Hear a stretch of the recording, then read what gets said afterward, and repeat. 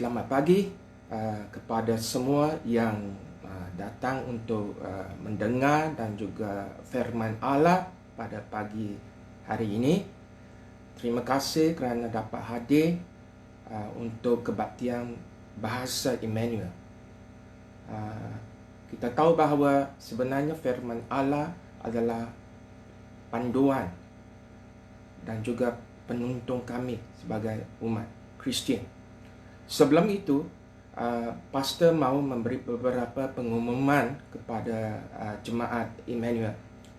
Kita tahu bahawa MCO akan berakhir pada 12 hari bulan, tetapi kita juga tidak pasti adakah ia juga ada syarat untuk kita beribadah bersama-sama di gereja. Itu sebabnya sebagai senior pastors, bagi pastor memberi option jikalau ia akan berlaku, supaya kita akan bersiap dan sedia untuk melalui perjalanan rohani kami sebagai umat Emmanuel. Jikalau MCO itu tidak terhad kepada perniagaan tetapi tidak untuk beribadah bersama-sama, kita akan teruskan dengan FB Live ini. Option yang kedua begini, saudara yang aku kasihi, ialah jikalau MCO itu mengatakan bahawa hanya untuk 1,000 square feet, hanya 10 orang yang boleh datang bersama-sama, maksudnya jemaat kita kita boleh uruskannya bagaimana untuk mengadakan kebaktian dengan penyembahan dan pujian, ya. Option ketiga ialah kita akan akan memasang video FB di gereja. Maksudnya begini, bahawa kita terus akan merakam apa yang kita untuk kebaktian kita. Dengan itu marilah kita sama-sama tahu tentang option-option yang akan kita lakukan. Jikalau terdapat pembukaan MCO, saya juga berharap bahawa di antara kita di sini boleh datang ke gereja pada hari Sabtu untuk sanitize ataupun disinfect gereja kita, kerana kita tidak membuka gereja kita sudah lebih kurang 1 bulan, ya. Dengan itu kita akan berhubung di antara satu sama lain di dalam WhatsApp group kita. Mari kita berdoa bersama-sama untuk mendengar firman Allah pada hari ini. Allah Bapa yang kami mengasihi, terima kasih kerana hari yang indah ini. Terima kasih kerana kemurahan-Mu adalah sentiasa baru tiap-tiap pagi, Bapa. Terima kasih kerana kehidupan yang indah yang telah Engkau berikan kepada tiap-tiap kami di sini. Kami berdoa di dalam nama Yesus bahawa Engkau akan membuka minda kami, roh kami untuk mendengar firman-Mu, Bapa, supaya kami di sini akan didorong. Kami di sini akan dicabar dengan firman-Mu. Kami di sini akan dibangkitkan di dalam firman-Mu, Bapa. Terima kasih, Bapa. Urapilah hamba-Mu, urapilah firman-Mu di dalam nama Yesus. Amen. Mesej pada pagi hari ini adalah pembebasan dari kebuluran kepada pesta. Pembebasan dari kebuluran kepada pesta.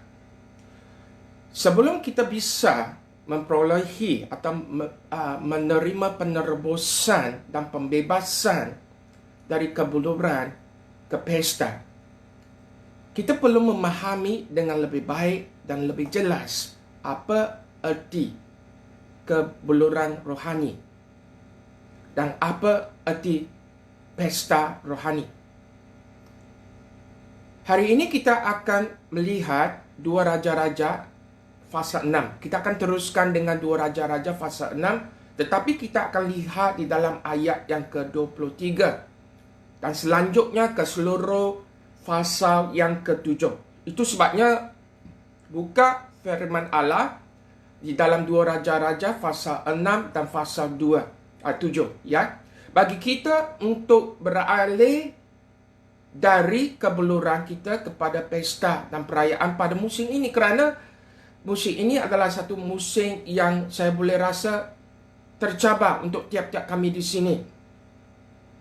Itu sebabnya kalau kita lihat dalam latar belakang 2 Raja-Raja pasal 6 bermula dari 24 ayat 24, kita tahu bahawa apa yang berlaku pada masa itu, musim itu, Raja Syria iaitu Raja Ben-Hadad dan pasukan tenteranya telah mengupung Samaria. Mereka memotong bekalan makanan di Samaria. Masa itu ibu kota untuk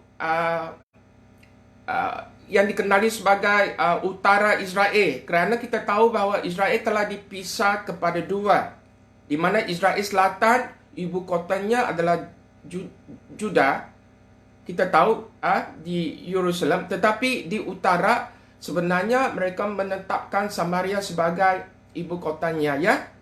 Mereka memotong bekalan makanan di Samaria.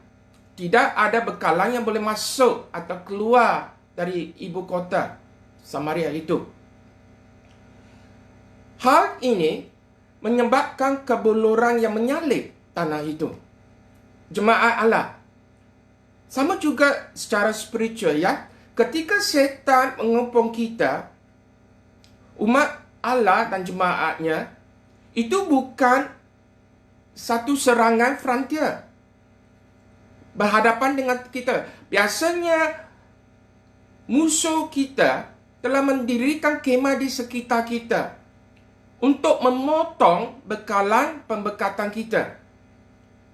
Dan di sini berbicara tentang memisahkan anda dari sumber pembekatan anda, di mana bekalan pribadi anda mulai mengering.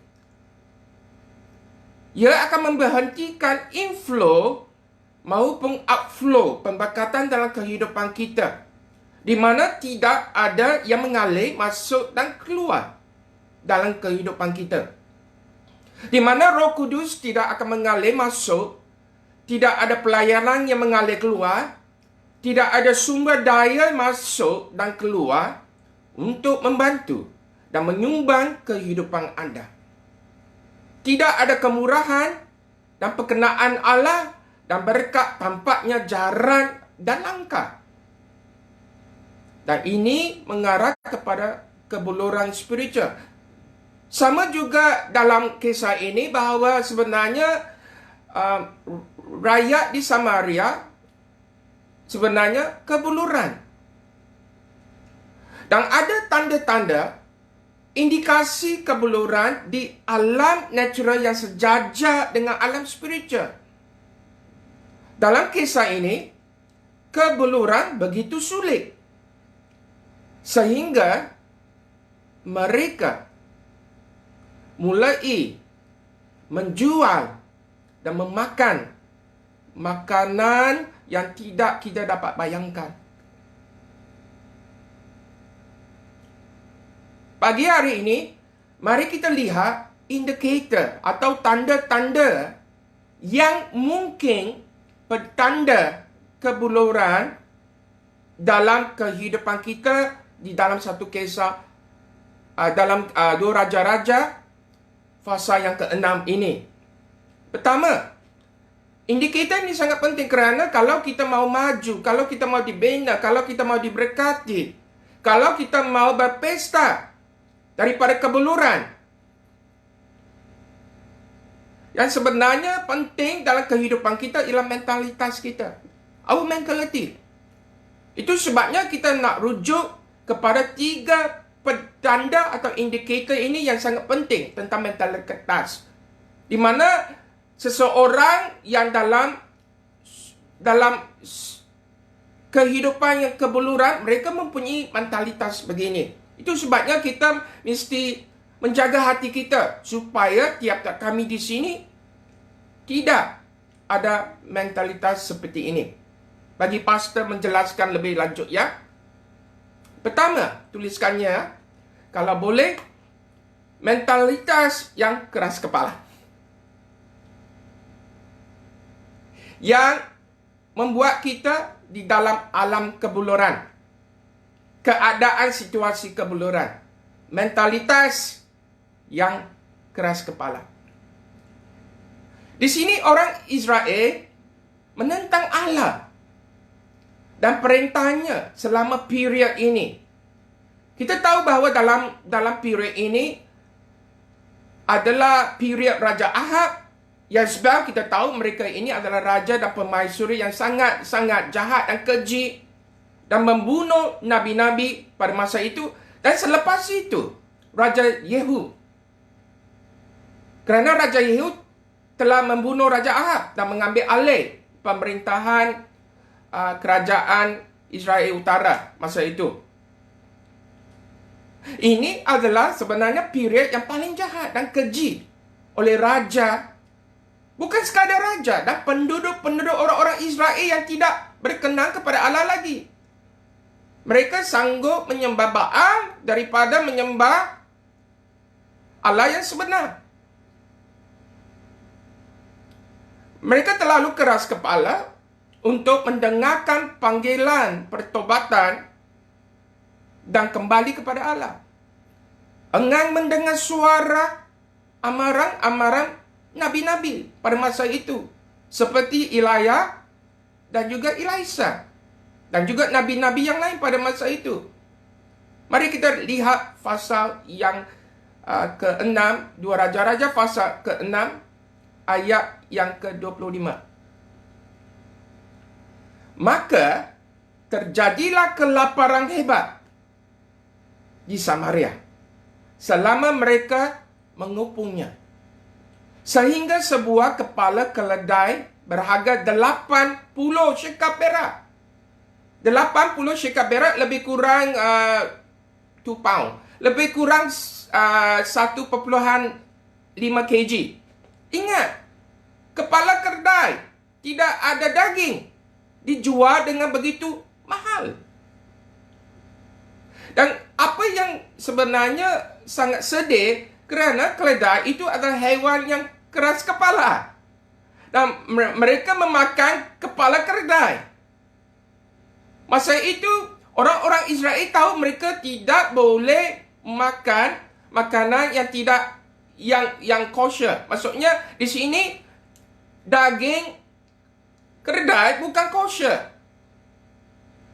Bagi mereka yang menurut firman Allah, mereka tahu bahawa ia adalah satu kenajisan. Bayangkan, bila seseorang itu di dalam keadaan kebuluran dan seperempat kap tai merpati berharga 5 syekal perak. Dan di sini sebenarnya tarifan Ibrani sangat unik ya. Ada orang yang kata tai merpati. Minta maaf lah. Merpati ini sebenarnya adalah tai merpati. Tetapi ada juga yang mengatakan bahawa tai merpati ini adalah satu jenis tumbuhan. Okey. Tetapi kita hanya lihat di sini saja ya. Yang berharga 5 syekal perak.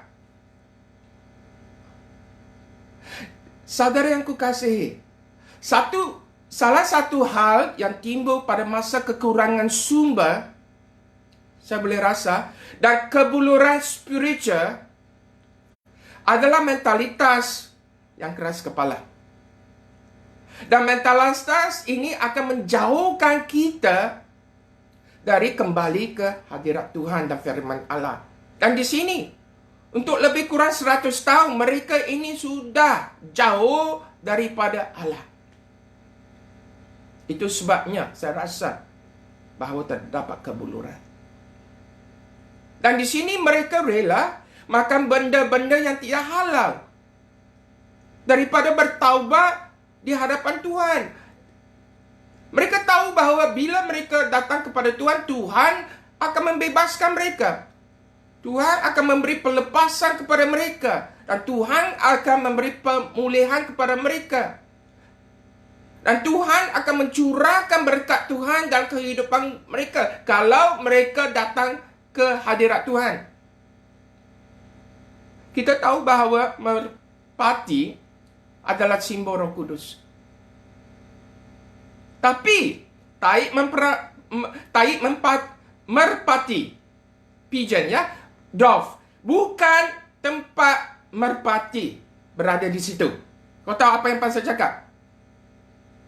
Tai merpati bukan tempat merpati berada di situ lagi. Tetapi tempat merpati berada sebelum itu. Tanda kebuluran spiritual adalah ketika orang mencari tai burung merpati. Bukan lagi Roh Kudus. Tempat lama. Di mana Roh Kudus tidak berada di situ pada ketika itu lagi. Masa lampau. Our past blessing. Selalu melihat ke belakang. Selalu melihat ke masa lalu. Tidak mau mencari di mana Roh Kudus bergerak pada hari ini. Di mana hidup hanya memikirkan berkat kemarin dan bukannya mencari gerakan Allah untuk hari ini dan untuk masa hadapan. Faktanya seperti yang terjadi dalam kisah ini. Itulah yang mereka perjuangkan. Mereka tidak mau balik dan bertaubat di hadapan Tuhan. Mereka rela kebuluran daripada bertaubat di hadapan Tuhan. Bekalannya sedikit, tapi dengan harga yang sangat mahal. Biasanya di dalam mentalitas keras kepala, mereka sanggup memberi harga yang mahal untuk menerima bekalan yang sedikit. Kerana mereka tidak amat angkur. Mereka mahu kehidupan mereka daripada datang balik kepada Tuhan. Itu selalunya yang membuat Anda membayar lebih mahal. Ketika Anda memiliki mentaliti keras kepala. Salah satu hal terburuk yang mungkin terjadi adalah Anda akan mengembangkan roh keras kepala di dalam kehidupan Anda. Sampai Tuhan tidak lagi menyertai kita. Sikap keras kepala juga akan memisahkan kita dari Tuhan, saudara yang kukasihi. Kerana itu akan menyeleweng kita dari mencari kehendaknya atau mendengarkan firman-Nya dan Roh Kudus. Sebaliknya, kami akan berkeras untuk menempuh jalan kami sendiri. Kalau kita ada mentaliti begitu. Dan tidak akan memikirkan konsekuensinya. You will not think about the consequences. Sikap keras kepala berakal daripada kesombongan. Dan kerana itu, akhirnya, ia merupakan masalah spiritual. Allah membuat penyataan ini dalam Yeskaya. Mari kita rujuk kepada Yeskaya pasal 11 ayat 19. Sehubungan dengan umatnya. Yeskaya pasal 11 ayat 19. Ayat 19. Aku akan memberikan mereka hati yang lain. Hati yang tidak terbelah. Dan roh yang baru di dalam batin mereka juga. Aku akan menjauhkan dari tubuh mereka hati yang keras dan memberikan mereka hati yang taat. Hati yang responsif dengan Allah. Itu sangat penting, saudara yang kasih. Itu sebabnya untuk kita memecahkan mentaliti keras kepala kita ialah Kita mau ubah hati kita dengan hati yang baru. Kita perlukan hati dan roh yang baru untuk melepaskan diri dari mentalitas kebuluran, dari sikap keras kepala kita. Akibat mentaliti keras kepala mereka, mereka mengalami kebuluran. Kedua,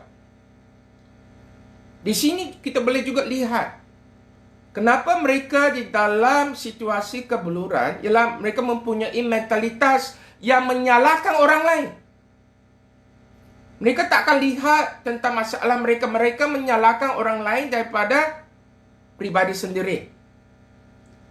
Menyalahkan orang lain satu perlakuan yang membuat orang lain bertanggungjawab atas semua hal sulit yang terjadi pada kita.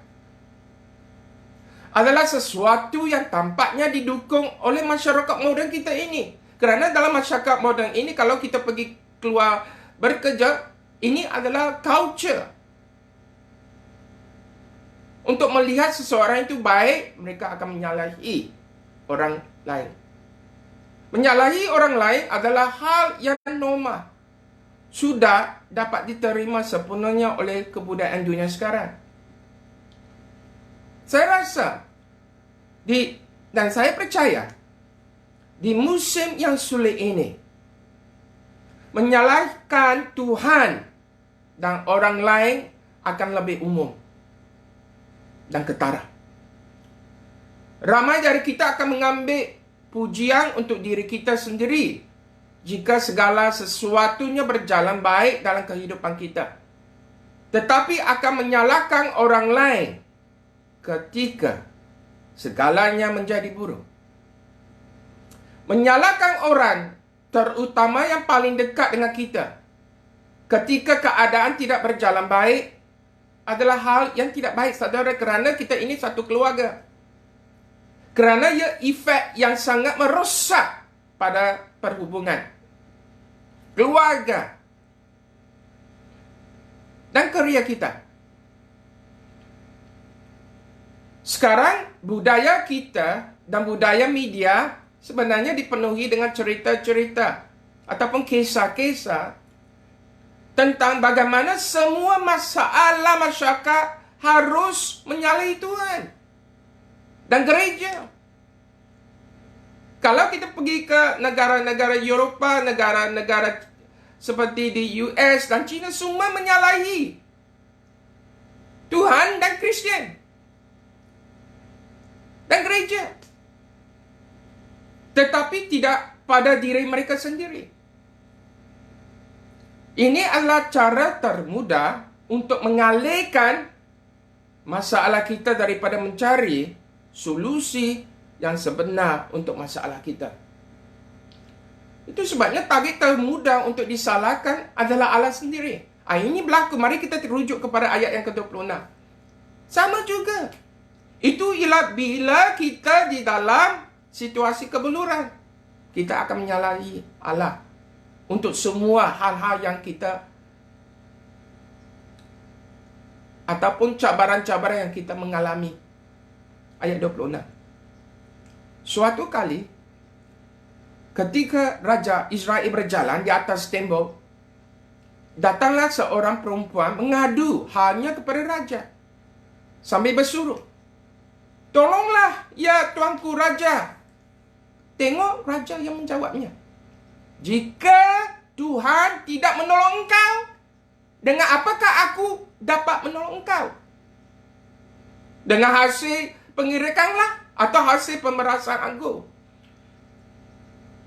Itu adalah mentalitas yang menyalahi masalah kebuluran. Kenapa ada kalanya kita tidak boleh menerima pemberkatan? We cannot receive the inflow of the favor of God, perkenaan Tuhan. Masalah mentalitas menyalahi orang lain. Sama juga pada masa sekarang. Daripada mengambil tanggungjawab, accountability untuk kehidupan kita, kita menyalahi orang lain. Tapi bukan berhenti di situ saja. Kerana mereka juga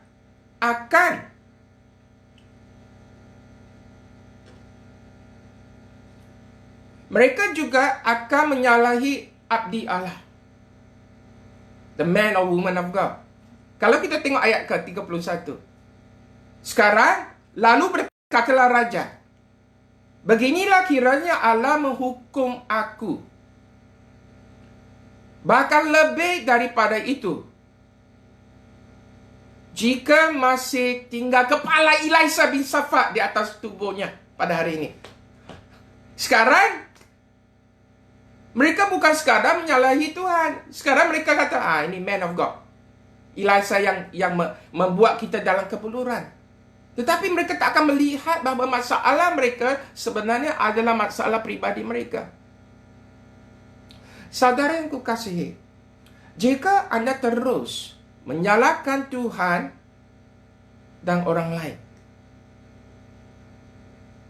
daripada melihat masalah kami secara objektif, kami akan terperangkap dalam kekurangan dan kemiskinan kami. Tadi sekali, jika anda terus menyalahkan Tuhan dan orang lain, daripada melihat masalah kami secara objektif, kami akan terperangkap dalam kekurangan dan kemiskinan kami.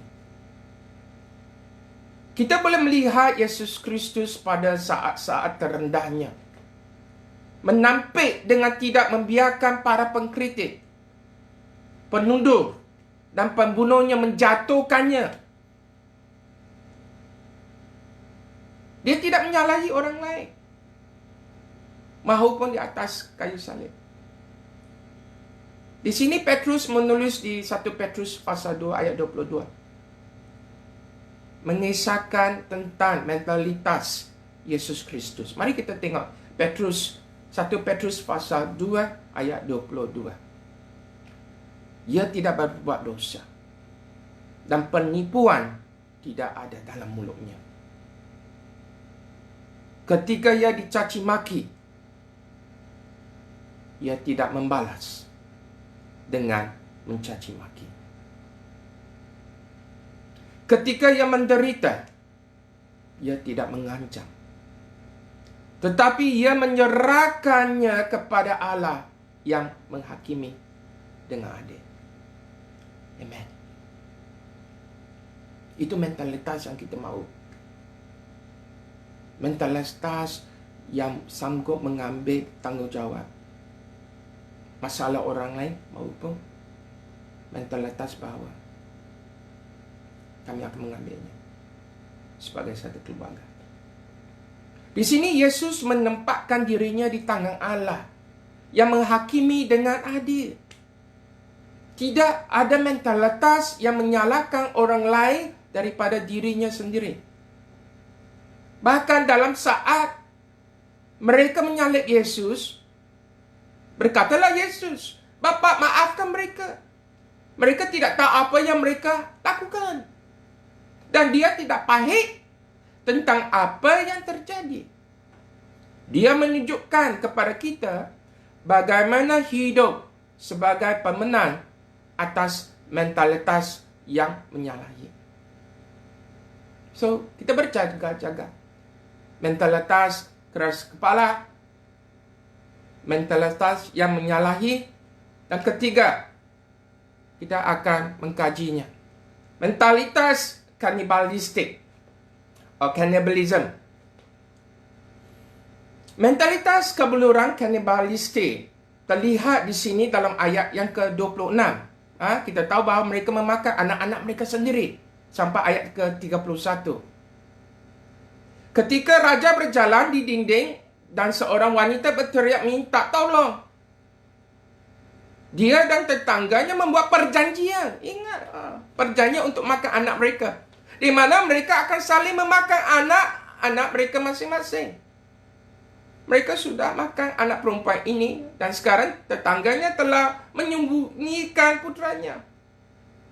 Sampai begitu, saudara yang kukasihi. Mereka tidak mau datang balik dan bertaubat di hadapan Tuhan. Mereka sanggup makan. Itu sebabnya begini. Itu adalah kebuluran. Roh kebuluran. Kita tahu bahawa Raja meresponi dan berkata, jika Tuhan tidak membantu anda, bagaimana saya dapat membantu anda? Apa yang pastor lihat di sini adalah bahawa ketika ada kebuluran spiritual, kita kata kebuluran spiritual, di sini ada rasa putus asa. Mereka yang berada dalam kepimpinan merasa tidak berdaya untuk mengatasinya macam Raja Samaria. Tidak tahu bagaimana untuk mengatasinya. Saat kita kebuluran, kita akan putus asa. Saya harap bahawa musim ini, selepas MCO, jangan kita ada roh kebuluran, di mana kita senang putus asa. Dalam petikan dan kisah ini, mereka sangat putus asa sehingga hati naik, the conscience. Mereka sendiri tidak lagi dimenteraikan dengan firman Allah. Tetapi hati nurani mereka dimenteraikan menentang Tuhan sendiri. Mereka sanggup makan anak mereka. Cannibalism. Kedua wanita ini memiliki perjalanan cannibalistik. Memakan anak-anak mereka kerana kebuluran. Itu adalah satu yang tidak normal. Itu sebabnya bila seseorang itu di dalam saat kebuluran, mereka dalam spiritual ataupun fizikal, ya, mereka tidak lagi ada hati nurani, conscience yang jelas, yang benar. Ada perasaan tidak berdaya dan perasaan putus asa, di mana inflow arus kehidupan kekal mereka terputus. Orang yang dalam kebuluran selalunya arus inflow kehidupan kekal, kelimpahan yang telah diberikan oleh Tuhan selalunya putus. Mereka ini stres dan mengalami depresi, dan ada kalanya ada tekanan jiwa. Itu sebabnya pastor mau menyediakan tiap-tiap kami di sini. Sadarilah bahawa mentalitas kanibalistik tidak akan terbentuk di dalam diri kita sendiri. Amen. Satu profetik firman Allah di dalam ratapan Lamentation, ratapan pasal 2 ayat 20. Di sini firman Allah berkata, lihatlah Tuhan dan tilitlah kepada siapakah engkau telah berbuat ini. Itu sebabnya kita mesti memahami siapakah engkau berbuat ini. Apakah perempuan harus makan anak kandungnya? Anak-anak yang masih dibuai? Apakah dalam tempat kudus Tuhan harus dibunuh iman dan nabi? Ada kalanya kita melakukan apa yang dikatakan spiritual cannibalism. Pada musim kebuluran spiritual, orang-orang mulai saling mengunyah di antara satu sama lain, saling melahap, saling menyakiti, dan saling melukai di antara satu sama yang lain. Ada kalanya di gereja kita melakukan spiritual cannibalism. Itu sebabnya kita mesti jaga bahawa tidak ada mentalitas cannibalism ini. Di dunia yang kejam ini, ketika seseorang berjuang mati-matian untuk bertahan hidup atau bersusah payah untuk memenuhi keperluan hidup keluarganya atau menjaga karya atau bisnesnya, ada kalanya kalau kita ada mentalitas kanibalistiknya, dia bersedia untuk menipu. Dia bersedia untuk berkomplot. Dan dia bersedia untuk menghancurkan orang lain untuk mendapatkan apa yang diinginkannya. Itu sebabnya berjaga-jaga masa musim ini, bahwa kita mesti tahu bahwa sebenarnya mentalitas kannibalistik dari segi sudut spiritual lebih menghancurkan dan merosakkan. Saudara yang kukasihi, ketika ada kebuluran rohani, orang-orang ingin Anda bertanggungjawab terhadap kesulitan yang mereka alami. Tetapi mereka tidak akan bertanggungjawab atas tindakan mereka. Mereka ingin orang lain bertanggungjawab atas kebuluran mereka. Tetapi mereka tidak mau bertanggungjawab. They don't have any accountability. Pastor harap tidak ada mentalitas kannibalistik di jemaat kita selama musim ini. Dan kepada mereka yang memiliki mentalitas kannibalistik, janganlah mengarah jari pada orang lain kerana tidak mahu melakukan bahagian mereka. Amen. Saya percaya bahawa kita, jemaat Emmanuel semua, akan mengakhiri kebuluran mentalitas kannibalistik ini di gereja kita. Ingat, kita siap sedia untuk mengubah mentalitas kita, ya. Mari kita sama-sama sebagai satu keluarga yang penuh dengan kasih Tuhan, marilah kita mendorong dan memperingatkan keluarga Allah seperti dalam ayat ini dalam Alkitab, untuk memotong mentalitas kannibalistik agar dapat keluar dari kemiskinan atau kebuluran spiritual kita, ya. Di sini 1 Petrus pasal 5 ayat 8 dan 9. Sedalah dan berjaga-jagalah. Lawanmu, si iblis, berjalan keliling, bukan frontier seperti yang saya cakap. Itu adalah skema si iblis. Berjalan sekeliling sama seperti singa yang mengaum-ngaum dan mencari orang yang dapat ditelannya. Jangan ditelan oleh si iblis. Lawanlah dia. Lawan dengan iman yang teguh. Sebab kamu tahu bahawa semua saudaramu di seluruh dunia menanggung penderitaan yang sama. Pada musim ini, semua orang-orang yang menerima Tuhan Yesus, yang menjadi anak-anak Tuhan, menanggung penderitaan yang sama. Itu sebabnya kita mesti lawan dan teguhlah iman kita, supaya kita sedar.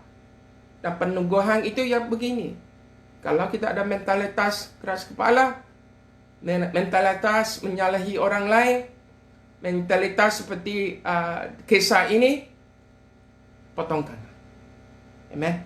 Oh, sekarang bahagian kedua, ya. Bagaimana membebaskan Anda untuk menikmati dan merayakan pesta sekarang? Kita tengok rujuk kepada 2 Raja-Raja pasal 7. 2 Raja-Raja pasal 7. Kerana di sini dalam ayat 14, pastor akan membaca. Mari kita lihat bersama-sama. Sebenarnya Tuhan mau memberi pesta kepada kita. Memberi bukan kekurangan, tetapi banyak. Bukan memberi kematian atau kemautan, tetapi memberi kehidupan. Dan bagaimana kita mesti keluar daripada kebuluran kepada merayakan pesta kita? Mari kita tengok 2 Raja-Raja pasal 7 ayat 14. Sesudah itu, mereka mengambil 2 kereta kuda. Kemudian raja menyuruh mereka menyusul tentera Aram sambil berkata, "Pergilah melihatnya." Lalu pergilah mereka menyusul orang-orang itu sampai ke Sungai Yordan. Dan tampaklah seluruh jalan itu penuh dengan pakaian dan perkakas yang dilemparkan oleh orang Aram pada waktu mereka lari terburu-buru. Kita tahu bahawa Tuhan yang memberi kemenangan kepada mereka tanpa apa-apa peperangan. Itu sangat unik. Itu adalah mujizat Tuhan. Dan kemudian pulanglah suruhan itu dan menceritakan hal itu kepada raja. Maka keluarlah penduduk kota itu menjara tempat perkemahan orang Aram, maksudnya orang Syria ya. Kerana itu sesukat tepung yang terbaik berharga sesikal. Sangat. Tak payah bagi engkos yang besar, yang mahal untuk menerima sesuatu yang bernilai. Itu cara Tuhan. Cara kita merayakan pesta. Bukan kita memakan. Okey. Kedai kepala.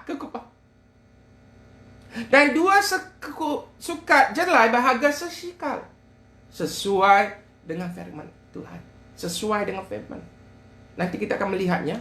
Adapun raja telah menempatkan perwira yang menjadi ajutannya itu mengawasi pintu gerbang, tetapi rakyat menginjak-injak dia kerana ketidakpercayaan dia. Nanti kita akan tahu. Dia tidak percaya orang-orang kusta ini, 4 orang kusta ini yang pergi memberitakan tentang berita baik bahawa terdapat jara-jara ini. Makanan yang terbaik. Janganlah kita seperti ajutan ini yang tidak percaya, yang masih ada mentalitas keras kepala, yang masih ada mentalitas menyalahi orang lain. Ya, ini caranya. Yang ada mempunyai mentalitas kanibalistik. Pasal akan bagi 3 kebenaran di sini untuk tiap-tiap orang melihatnya. Pertama, hanya Tuhan yang dapat membebaskan anda dari kebuluran. Hanya Tuhan yang dapat membebaskan anda dari kebuluran menjadi perayaan ketika anda beranjak jauh dari mentalitas mau anda. Hal-hal mati itu kamu mesti lepaskan.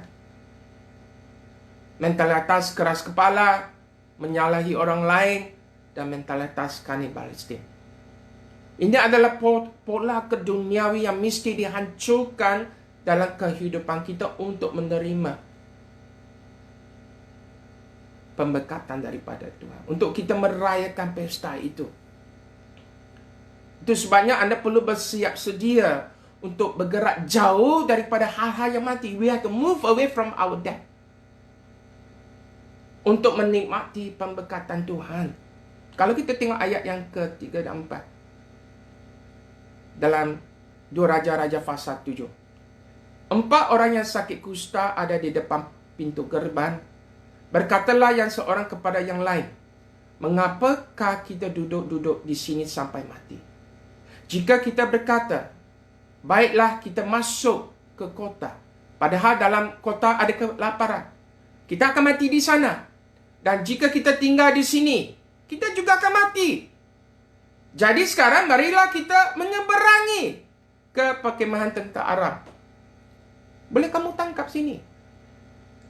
Kalau anda dalam situasi kebeluran, keluar daripada situasi itu. Anda tidak boleh tinggal di mana anda berada jika anda menginginkan berkat atau pesta di musim ini. Itu sebabnya jika hubungan beracun atau hubungan yang tidak sehat, keluarlah dari situ. Jika sesuatu projek bisnes mengambil kesempatan dari anda pada situasi saat ini, ada baiknya mempertimbangkan kembali keputusan mengajar projek di mana anda mungkin kehilangan semuanya atau kerugian lebih banyak. Ataupun kepada mereka businessman pada hari ini, jika anda memiliki kesempatan, kerana masa ini banyak juga kesempatan untuk melakukan projek yang lebih besar, masuklah dan raih kesempatan itu sesuai dengan sini, sesuai dengan keinginan dan kehendak Allah, dengan kedamaian dalam roh anda. Di musim ini juga, anda perlu berhati-hati juga dengan siapa yang anda izinkan untuk berbicara dalam hidup anda. Jika itu membawa keraguan tentang hubungan anda dengan Tuhan, keluar. Jika ia membawa keraguan tentang hubungan di antara jemaat, ragu dengan kepimpinan, sampai anda terjebak dan terperangkap dalam kelaparan rohani, jauhilah dari mereka. Mari kita membebaskan siklus kematian daripada mentalitas pengepungan kebuluran seperti yang telah kita uraikan secara terperinci tadi. Jika kami ingin sukses di musim ini, kami harus berubah dari mentalitas siege anda ke mentalitas seize. Siege is not siege, but seize. Z-I.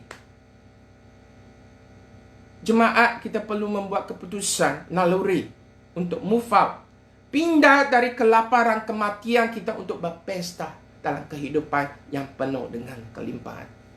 Jika anda ingin maju, ada hal-hal tertentu dalam fikiran anda yang anda perlu berubah. Itu sebabnya firman Tuhan kata pembaruilah fikiran anda. Kerana kesihatan dan perhubungan anda, karya anda dan bisnes anda, semuanya berkenaan dengan mentalitas kita. Misalnya, dalam kehidupan anda. Bagi Tuhan berbicara dalam kehidupan kita pada hari ini. Kedua, kita dalam 5 minit kita akan tutup. Ya, kita perlu percaya pada janji-janji Allah. We have to keep uphold the promises of God. Dan kata-kata Nabi prophetic yang telah diberikan kepada kita. Janji-janji itu. Kerana firman Allah menjanjikan kita berkat dan kemenangan dalam hidup kita. Kita tahu semua janji Tuhan adalah yes, ya dan selalunya amin. Kita tahu firman Allah memberi instruksi sebenarnya untuk pernikahan, perkahwinan yang berjaya. Mengajari kita untuk menjadi orang tua yang baik untuk anak-anak kita. Hal-hal kekeluargaan mengajar kita juga menjadi pemimpin yang baik. Firman Allah menginstruksikan kami tentang apa yang harus dipikirkan dan cara menyesuaikan berkat pesta kita. Mencari firman Allah dan hidup dalam kebijaksanaan. The wisdom from the word of God. Firman untuk anda berpesta dan merayakan pada musim ini. Di sini Elisha memberikan pernyataan kenabian tentang janji firman Allah kepada orang-orang Samaria. Mahupun mereka ini keras kepala, ya, tidak mahu datang balik kepada Tuhan. Tengok, lalu berkatalah Elisha, dengarlah firman Tuhan. Beginilah firman Tuhan besok. Kira-kira waktu itu sesukat tepung yang terbaik. Tadi kita tahu bahawa mereka sudah menerima pembekatan itu. Ini sebelumnya yang telah diprofetikan oleh Elisha. Yang terbaik akan berharga sesikat dan 2 sukat jelai akan berharga sesikat di pintu gerbang Samaria. Tetapi perwira yang menjadikan ajutan raja menjawab kepada abdi Allah, katanya, sekalipun Tuhan membuat tingkap-tingkap di langit, masakan hal itu mungkin terjadi. Kerana ajutan ini tidak percaya tentang kuasa janji firman Allah. Jawab abdi Allah, sesungguhnya engkau akan melihatnya dengan matamu sendiri, tetapi tidak akan makan apa-apa daripadanya.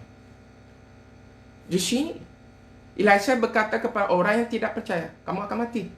Bayangkan, kalau hari ini pastor cakap kepada jemaat kita, kamu akan mati. Apa akan berlaku? Ya, itu sebabnya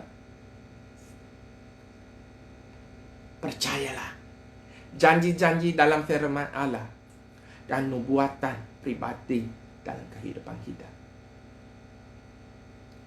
Firman Allah ialah ya dan amin. Amen. Percayalah. Saudara yang kukasihi, untuk musim ini, percayalah janji-janji Tuhan. Ketiga, kita tidak perlu menjadi serakah dan tamak saat Tuhan memberi kita musim perayaan. Dengar sini. Don't be greedy. Menjadi serakah dan tamak. Kalau kita tengok ini, orang kusta ini tidak diterima oleh masyarakat orang-orang Israel. Ingat, mereka tidak boleh di ibu kota. Mereka terpaksa tinggal di luar gerban ibu kota. Kau tahu hati mereka? Mari kita tengok ayat ke-9. Hati mereka tidak serakah. Hati mereka tidak tamak bila mereka mengalami musim perayaan. Lalu berkatalah yang seorang kepada yang lain, tidak patutlah kita lakukan ini. Hari ini ialah hari kabar baik, the good news. Kita mesti sebarkan, tetapi kita ini tinggal diam saja. Jangan begitu. Apabila kita menanti sampai terang pagi, maka hukuman akan menimpa kita. Kerana mereka tahu. Orang kusta ini tahu. Mereka ini takut Tuhan. Jadi sekarang marilah kita pergi menghadapi untuk memberitakan hal ini ke istana raja. Dan ayat 10 mereka pergi. Lalu bersuruh tentang apa yang berlaku. Dan ayat 10 dan 11. Wah. Saya betul-betul terharu kepada 4 orang kusta ini. Dan tidak serakah pada musim perayaan mereka. Mereka memberi juga kepada orang, memberitakan kabar baik ini. Emmanuelites, kami sekarang ini menikmati berkat kelimpahan Tuhan. We are in the blessings of God. Kami sedang melakukan sesuatu yang hebat dan luar biasa di Sabah. Tetapi kita seharusnya tidak menyimpan berkat untuk diri kita sendiri. Jangan serakah pada saat kami berpesta. Amen. Lakukan apa yang benar. Di sini keempat penderita kusta dapat menikmati rampasan mereka, tetapi mereka melakukannya benar. Mereka membagi rampasan dengan mereka yang masih menderita di kota Samaria. Ketika Anda berbalik pada diri sendiri dan melupakan orang lain, Anda akan kehilangan hati melayani. If you forget about the needs of others, we lose the spirit of serving. Permulaan musim kebuluran kita. Ini adalah permulaan musim kebuluran kita. Tuhan memberkati mereka yang memberkati orang lain. Itu sebanyak ayat 9. Tidak patut yang kita lakukan. Kita mesti menyebarkan hari kabar baik ini. Banyak orang masih belum menerima Tuhan. Banyak yang di luar masih belum dapat menikmati hadirat Tuhan. Banyak di luar mempunyai keperluan hidup. Itu sebabnya kita mesti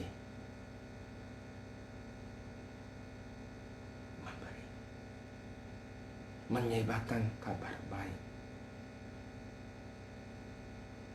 tentang apa yang kita sudah merayakan pesta itu. Amen. Saya akan mengakhiri dengan ini. Ketika saudara-saudari yang kukasihi percaya dan mematuhi dan menuruti semua janji-janji firman Allah, ketika kita bergerak jauh, move out dari kematian kita, dari mentalitas yang tidak memadaikan,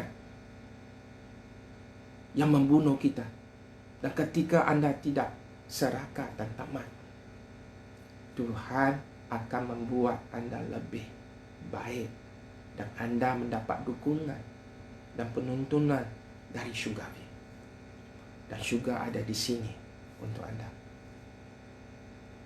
Syurga ada di sini. Heaven is real, heaven is now. Pada masa musim ini, percayalah, Amin. Dan Anda menjadi anak Allah yang efektif dan sukses dalam kerajaan. So, saudara yang kekasih, mari kita semua bergerak jauh dari kebuluran kita untuk merayakan pesta kita. Allah Bapa yang kami mengasihi, terima kasih kepada-Mu memberi perwayuan dan penerapan daripada firman Allah ini dalam kehidupan kami sebagai seorang Kristian yang berjaya dan sukses. Kami tahu bahawa janji-Mu adalah ya dan amin. Kami tahu bahawa kita bisa menghindarkan daripada mentalitas kemautan dalam kehidupan kita. Dan Engkau akan memberi kita satu mentalitas yang mana hidup kita berkenan kepada-Mu. Terima kasih semuanya ini, Bapa. Terima kasih di dalam nama Yesus kami berdoa. Amin. Kepada mereka di sini, kalau kau rasa bahawa kamu telah dijamah, didorong dengan firman Tuhan, sharekanlah Facebook live ini kepada mereka yang memerlukan dorongan daripada firman Allah. Dan juga ingat, kepada mereka yang mahu memberi kepada gereja, lihat kepada akaun di Emmanuel Facebook kita ataupun website kita, ya, dan juga daripada YouTube, ya. Terima kasih banyak-banyak. Tuhan memberkati dalam nama Yesus. Amen.